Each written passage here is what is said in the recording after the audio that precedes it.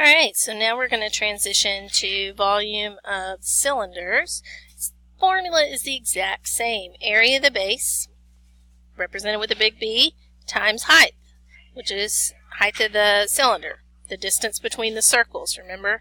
That's distance between circles.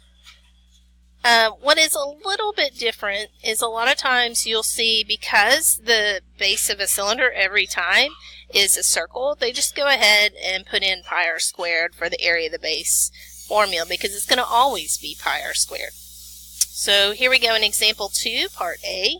Volume is pi r squared h, or b times h, same thing. So it looks like our radius of this circle at the bottom is 15, so that's going to be pi times 15 squared. The distance between the circle bases, it looks like our height is 23.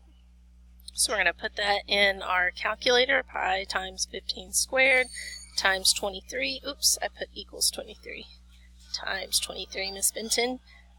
Comes out to be approximately 16,257.7. Okay, and this is in terms of pi n to the nearest tenth. Let's just do to the nearest tenth. So, and that's millimeters cubed.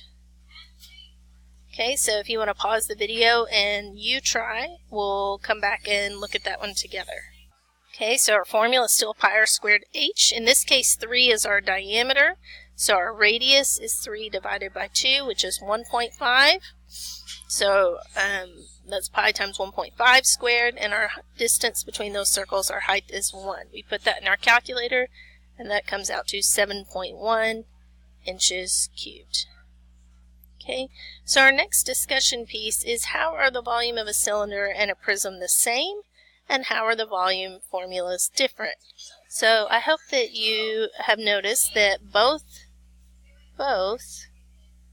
formulas are area of the base times height. However, how are the volume formulas different? Well, prism is just area of the base times height, but specifically for a cylinder, we often do the pi r squared. Even though that technically is b, we go ahead and plug it in just because we're lazy, and it's pi r squared every time. So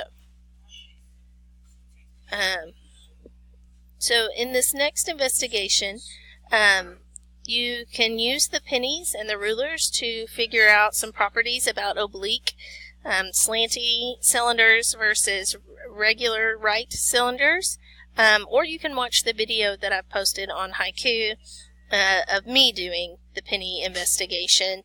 Either way, we'll come back and meet on the other side to talk about Cavalieri's principle. Okay.